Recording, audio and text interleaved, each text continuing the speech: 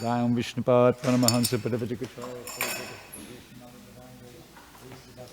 Swami Srila Prabhupada ki. Iskan Bibhitamdacharya Srila Prabhupada ki. Jayam Vishnupad Paramahansa Padavajikacharya Stovzadasata Shishimara Divine Grace Bhakti Siddhanta Saraswati Goswami Maharaja ki jai. Ananta Goti Vaishnavrinda ki jai.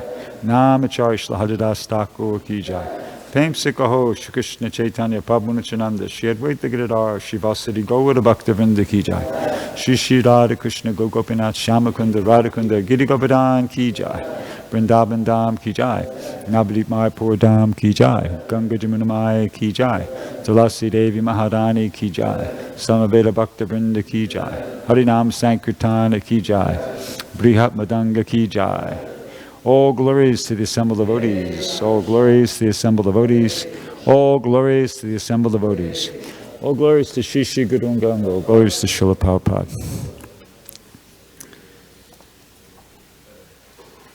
Om Namo Bhagavate Vasudevaya. Om Namo Bhagavate Vasudevaya. Om Namo Bhagavate Vasudevaya. Reading from Srimad Bhagavatam, 10th Canto, Chapter 8, Text number 17.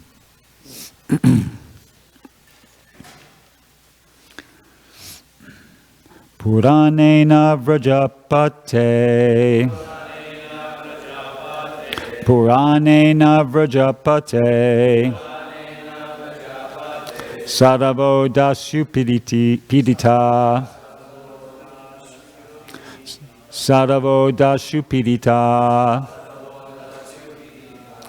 Arajake Rakshyamana. Arajake Rakshyamana. Jigyur Dashun Samedhita. Jigyur Dashun Samedhita. Puranena Vrajapate. Saravo Dashu Pidita. Arajake Rakshamana. Jigyur Dashun Samedhita.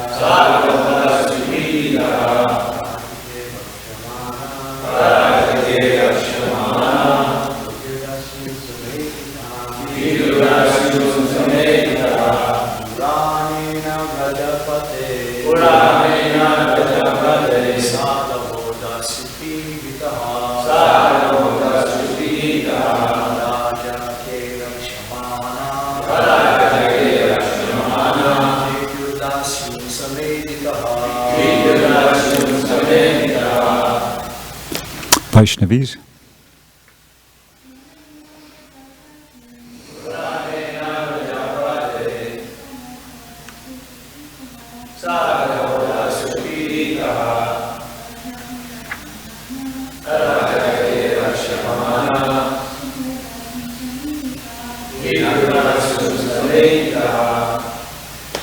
Okay.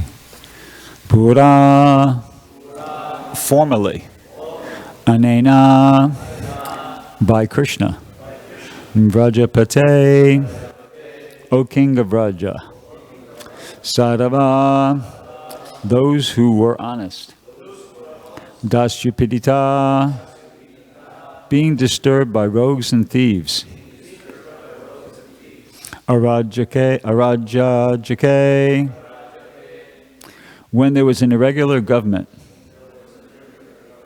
Rakshamana were protected, Jigyu conquered, Dasyun the rogues and thieves, Samedita flourished. Translation and purport by His Divine Grace A.C. Bhaktivedanta Swami Srila Prabhupada. O Nanda Maharaj, as recorded in history, when there was an irregular, incapable government, Indra having been dethroned, and people were being harassed and disturbed by thieves, this child appeared in order to protect the people and enable them to flourish. And he curbed the rogues and thieves. Srila Prabhupada's purport. Indra is the king of the universe. Demons, thieves, and rogues always disturb Indra. Indradi Vyakulam Lokam. But when Indradis, the enemies of Indra, become prominent, Krishna appears. Krishnastu Bhagavan Swayam, Indradi Vyakulam Lokam, Hridayanti Yuge Yuge. Srimad Bhagavatam, 1st Canto, 3rd chapter, text 28. Okay, I'm also going to read the next text, which does not have a purport, but is related to this text and purports and what I'm going to speak about, so I'll just read that too. Ya etasmin mahabhaga pritim korvanti manava narayo bibyabhavyan yetan vishnu pakshan ivashura. Translation. Demons, asuras, cannot harm the demigods who always have Lord Vishnu on their side. Similarly, any person or group attached to Krishna is extremely fortunate. Because such persons are very much affectionate toward Krishna, they cannot be defeated by demons like the associates of Kamsa, or by the internal enemies, the senses. Om Ganatamiram Dashajananjana Shalakaya Chakshunamilitam Yena Tasmai Shri Gurave Namaha Shri Chaitanya Manobishtam Stapidam Yena Bhutale Swayamupakaram Ayam Dirati Swapadantikam. So this is Garga Muni speaking. He was he's the family priest for Vasudeva and Devaki, that family, and he was sent there. He was sent to by Vasudeva to Nanda Maharaj to perform these rites, these ceremonies, and for Krishna. And so he's speaking here, and he's explaining that in the past, you know, he's being careful. He's trying to say in a sort of an indirect way, he's telling Nanda Maharaj, your son is actually the Supreme Personality of Godhead. But he's not just, you know, everything's being done very cautiously because they're trying to keep this all very much under wraps. They don't, you know, the ceremony is not being performed in a very gorgeous, pompous way. It's being performed in the cowshed. And even in the language is such that he's trying to, you know, very much not be too obvious about the whole thing because they don't want Kamsa to find out. There's a fear there. Anyway, so he's Gargamuni speaking, and he's making this point that in the past, in recorded history, this child, he protected the enemies. He protected people, protected Indra from his enemies, and protected people in general from thieves and rogues. And then he goes on to say in his next statement that just as the demons can't harm the demigods, so in the same way, people who are attached to this boy and are affectionate towards him, they can't be defeated by demons like the associates of Kamsa or the internal enemies of the senses. So actually, he's pretty much almost directly saying it. He's letting Nanda Maharaj know that the same thing is happening again. Just as in the past, you know, this boy he came as Varaha and lifted the earth from in the Garbhodak ocean.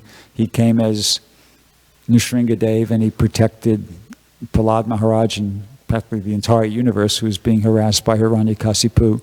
At that time also Indra had been dethroned. He'd basically been, you know, his power had been usurped by Hiranyakasipu. He protected, as Lord Ramachandra, he protected the earth from Ravana, who is pretty much also, conquered the universe and was making everybody's lives miserable, et cetera, et cetera, et cetera. There's so many different examples.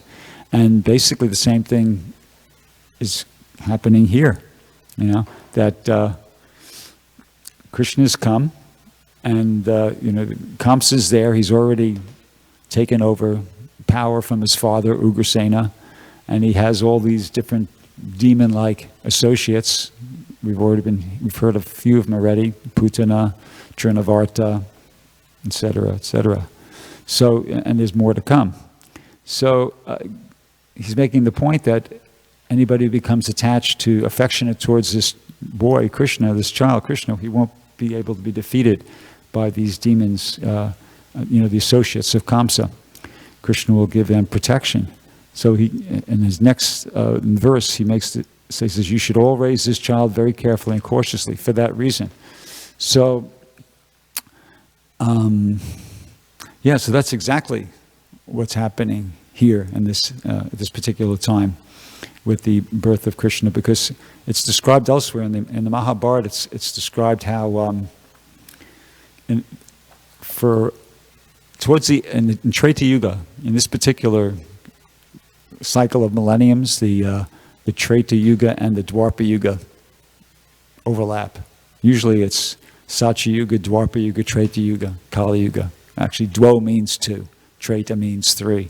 But it's explained in the first canto of the Bhagavatam, in this particular cycle, they overlap. So Treta comes before Dwapara. That's why Krishna comes towards the end of the Dwapara Yuga. Anyway, so it's described in the Mahabharata that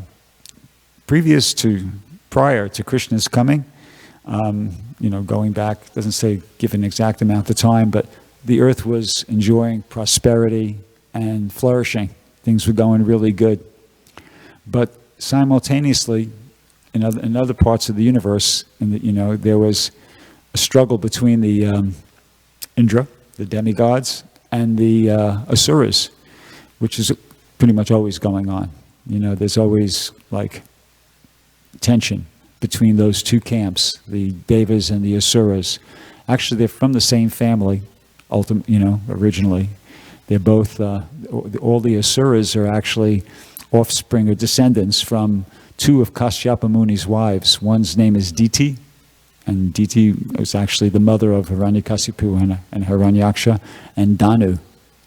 And they are of a rebellious nature to the cosmic hierarchy. And so anyway, there's always that tension going on. And what happened was, at one point, this is going on in Svargaloka, the Asuras were defeated. They were defeated by the demigods. And so they decided that they had to have some place to kind of lord it over. So they figured out that they would take over the earth. And I'll just read you a little passage here from the Mahabharata, which describes this very nicely.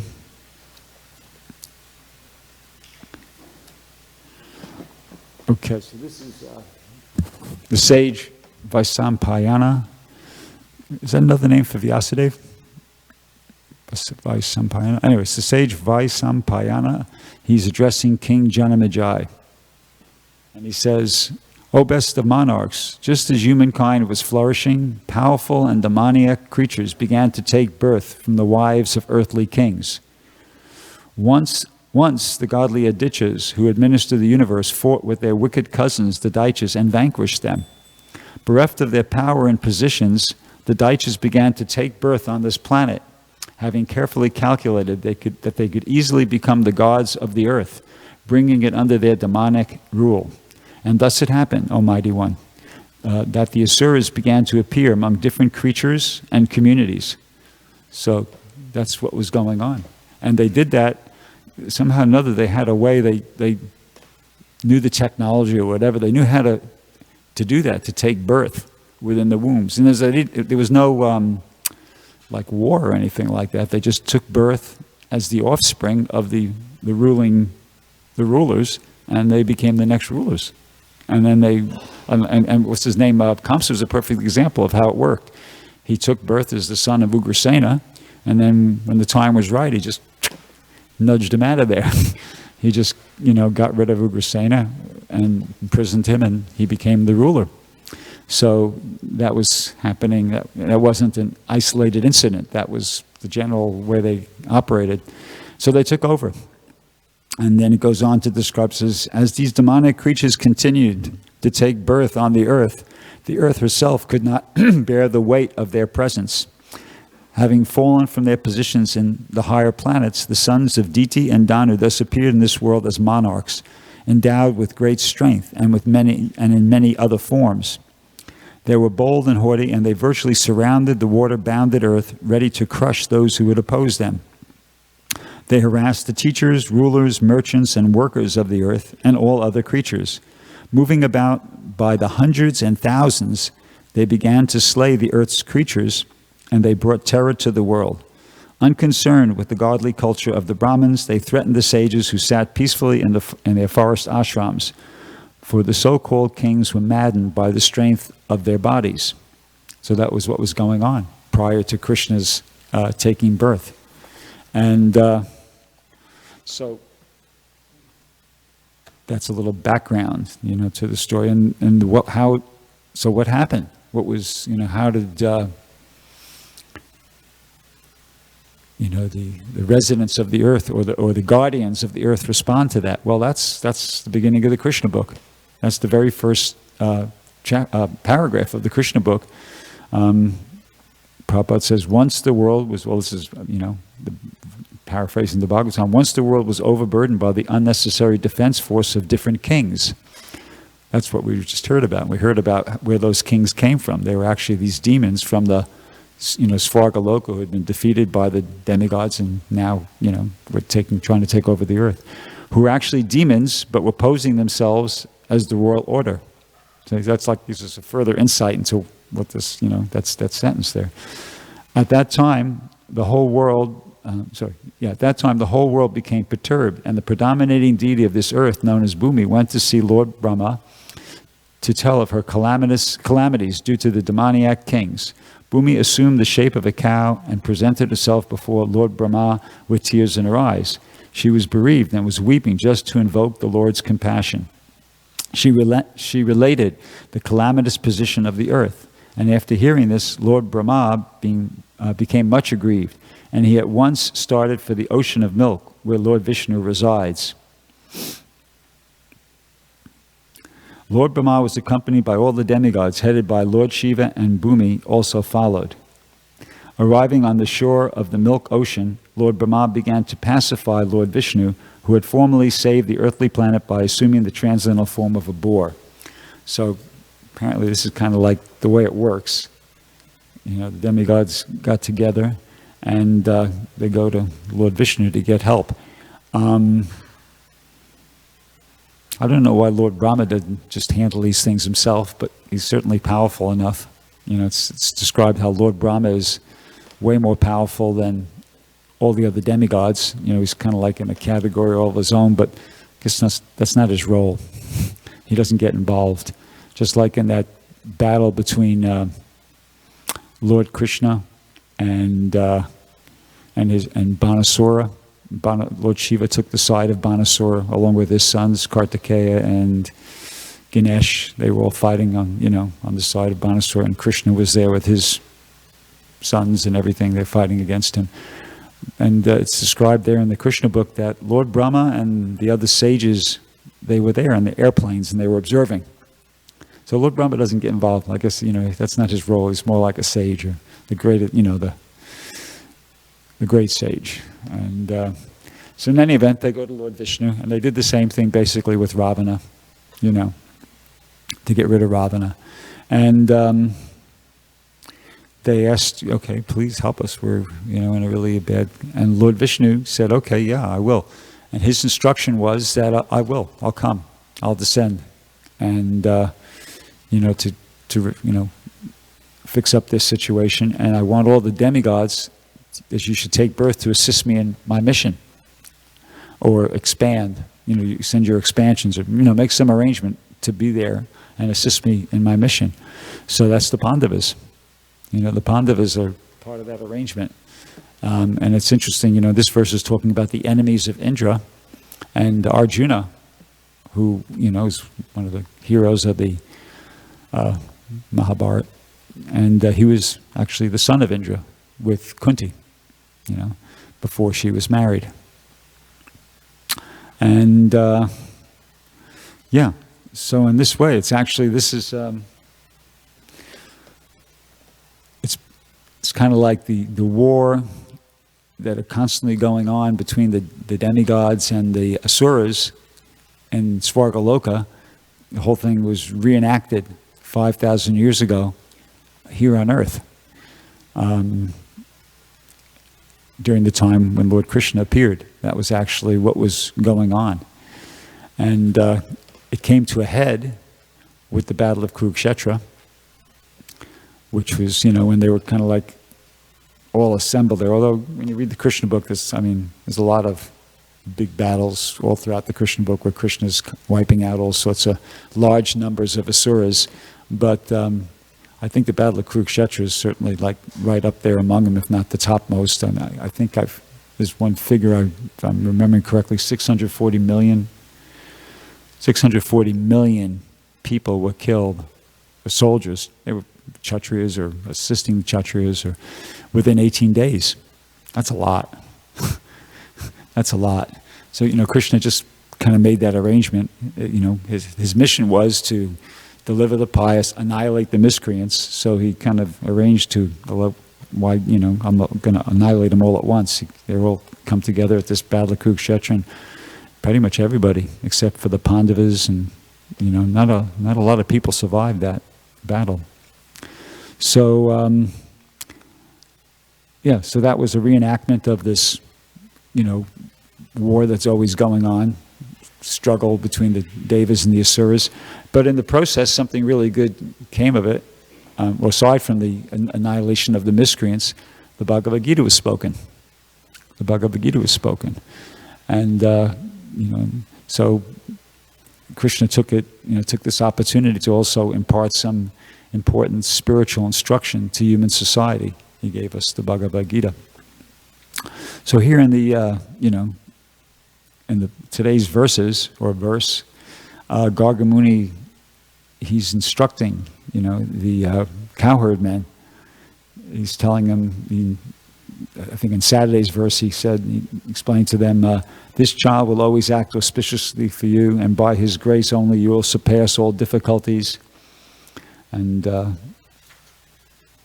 he explains to them in the verse I read that didn't have a purport, he said, persons who are very much affectionate toward Krishna cannot be defeated by demons like the associates of Kamsa, or by the internal enemies, the senses. And then coming up in tomorrow's verse, he explains to them, he's exactly like Narayan. You should all raise this child very carefully and cautiously. So there's a bit of an analogy here. Just like he's instructing them that, take care of this child. This is your protection, you see. So in the same way, we could take it that, because we know that Krishna is non-different from his name, Krishna is non-different from his deity form, Krishna is non-different from his instruction, Krishna is non-different from the Bhagavad Gita, right? So, we could take an instruction here that in the same way, we should take care of this child, or take care of Krishna, in the form of his name, in the form of his deity form, in the form of the Bhagavad Gita. Take care very carefully. That's our protection. That's our protection. Just as in the same way that Garga Muni is instructing these, the cowherd men, take care of this child. This is your protection. If you take care of him, you don't have to worry about, Kamsa or his demonic associates, or in parentheses it says, or the internal enemies, the senses. So in the same way, the same thing applies now. Krishna's present here. It's not like he's not here now. He's here in the, in the form of his name. He's here in the form of the Bhagavad Gita. He's here in, the form of this movement. Actually, Prabhupada said this Hare Krishna movement is an incarnation of Krishna. So, if we take care, that's our protection. Basically, on the whole, it just means adhering to the instructions of the spiritual master, not just one thing. It's a package. So if we take care of our devotion, take care of what we've been given by Prabhupada, the mission, which includes chanting Hare Krishna, worshiping the deities, distributing the Bhagavad Gita, and all of the other books Prabhupada has given us. If we're careful, if we take care of the mission, that's our protection. We don't have to worry. We will be taken care of by Krishna. And as Gargamuni says here, persons who are very much affectionate towards Krishna, who are very, you could paraphrase that, or who are very sincere and serious about trying to execute the instructions of the spiritual master, they can't be defeated. There's a lot of demons. It's that they can't be defeated by demons like the associates of Kamsa.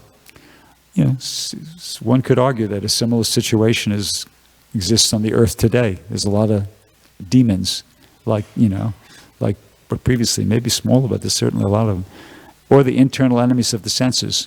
Those enemies are there too. So if we're, careful about taking care of what Prabhupada has given us, this devotional service and this mission, then we're completely protected. So I'll stop there. Anybody have any questions or comments? Prabhu.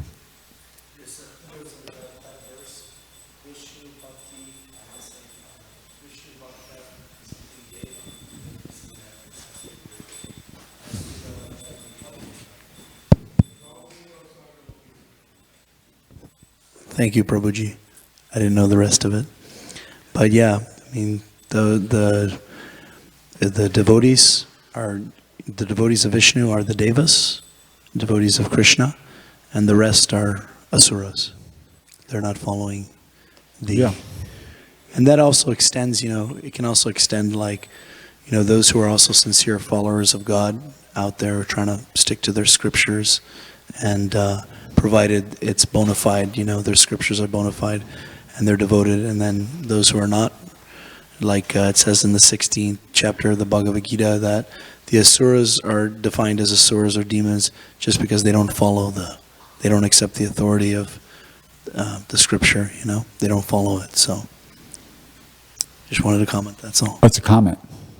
It was a comment, you notice, because I didn't catch the question. Okay, so that was a comment. Okay, thank you. Any other questions or comments? Yeah.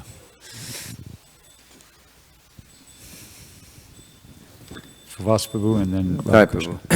It just reminded me when we read that purport about how the demons cannot affect the demigods and devotees. And it kind of reminded me, I heard a lecture where Srila Prabhupada was speaking to the devotees in the time of like Ted Patrick and deprogramming. And at that particular time, it had all the devotees, we were all alarmed by this activity because it was very... frightening. Yeah, very frightening, very traumatic. Anybody that went through it went through a very traumatic thing. I've heard that even today, people that, besides devotees that were deprogrammed, they have like psychological problems even to this day after that particular event. But my point is that Prabhupada said that the demons cannot in any way affect the Krishna consciousness movement. It was a statement that Srila Prabhupada made. And when we heard it back then, it was just kind of like you didn't know what to think. Our faith wasn't really strong enough in order to really accept that. But now that just hearing this, it just reminded me of the event. And here's Krishna consciousness now, just expanding like anything. And how, whatever Srila Prabhupada said, how those words rang so truly. They were so true. But if you can just, it's hard to, but if you can just imagine at that time how freaked out we were, right? Yeah. I mean, devotees were actually leaving the Krishna consciousness because they didn't want to get deprogrammed. They were afraid of it. At least in Denver, Colorado, where I was, there was a couple of devotees that left because they were threatened by their parents. And one person even came so far as one day he came to the temple and brought back all his books, the Bhagavatam, the Bhagavad Gita, his devotees, his Kirta, his charter. He even folded everything very nicely up and gave it to me one day, and I didn't know what to think. So it's just amazing how the words of a pure devotee and the Supreme Lord are absolutely true. And to me, this was an example of that particular point. So Yeah, I just wanted to even share that with Prabhupada you. was amazed. Just a quick instance, like in Bombay, Prabhupada, when Mr. Nair got that heart attack, and even more so when they had that court case against us in New York, and they thought it was going to. Prabhupada thought it was going to drag on for a long time. That's why he told them, "Bring all the books."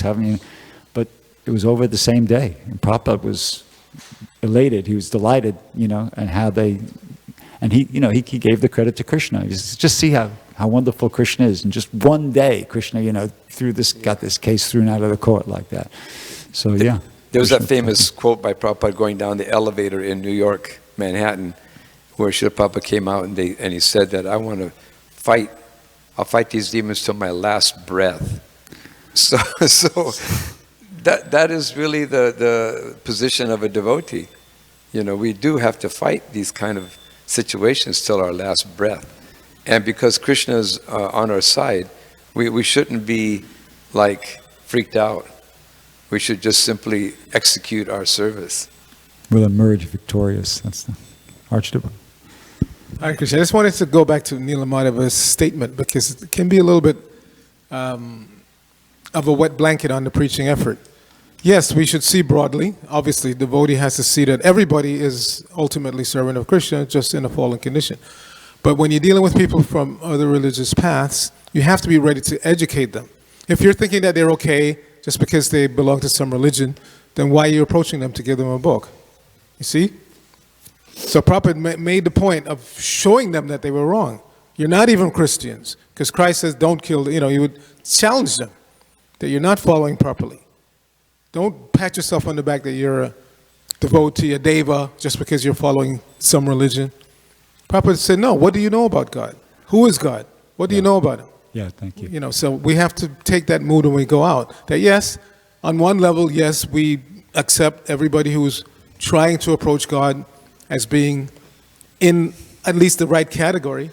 But on the other hand, they need to be educated more. Who is God? Where does he live? What does he want from us? I'll give you an example of that.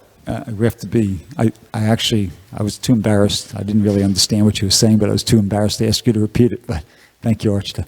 Yeah, I'll give you an example of that. You have to be respectful, and at the same time, we have to educate people. Yesterday, I was up at the observatory with Jai Chaitanya, and this guy came up to me. He's a Christian kind of missionary guy. We've seen him a bunch of times. He's about, he looked like he was in his late 50s, early 60s, and he's obviously pretty dedicated to doing that. So he came up and tried to hand me one of their, tracks, I guess they call them. I said, no, I got it. You gave me that. You gave me that already. And he said, no, this is a new one. I said, but, I know it's just basically the same thing, And he said, and I said, look, I said, don't worry, I respect you. I respect what you're doing. I know why you're doing what you're doing. You're doing what you're doing. You're not getting paid for this. You're doing it, voluntarily, and you're doing it because you're trying to get closer to God, and you're trying to help other people get closer to God, right? He said, yeah. I said, well, that's why I'm doing this. You see, so I respect you, but I disagree with your ideas. And he said, what do you mean? And then I respected him. I told him I respected him, and I do respect him because I really believe that's his motivation. Right? But then I went on to point out to him that, look, we don't agree with the way the Christian community relates to animals. I think if Jesus Christ were to come back today and you took him, on a tour throughout America and showed him all the slaughterhouses and things like that, I don't think he'd approve of that. And he was silent. He said, well, animals shouldn't be abused. I said, well, that's clearly abuse, right? I mean, he really couldn't, say anything. And then I showed him the picture changing bodies, and I explained to him that, look, it shows here how consciousness is irreducible. It continues even after the body's finished. It exists before the body began. It's not that when you die, you either go to heaven or hell. I said, that is incorrect. He said, well, how do the Bible says this. I said, I'm not going to, and I mentioned about this. Well, there's scientific evidence to support this point. It's not a question of my scripture against yours. So like what Archita said, I respected him. I genuinely, as nicely as I could, I said, look, I know why you're doing what you're doing. You're a sincere person. You're trying to get closer to God. You're trying to help other people get closer to God. But, I just don't think you got the right product there. And then, and we have to politely, we have to politely explain to them why.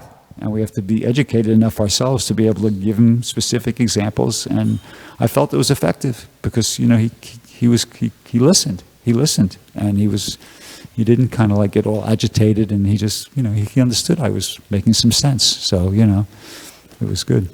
So, yeah, so Radha Krishna, and then we'll end.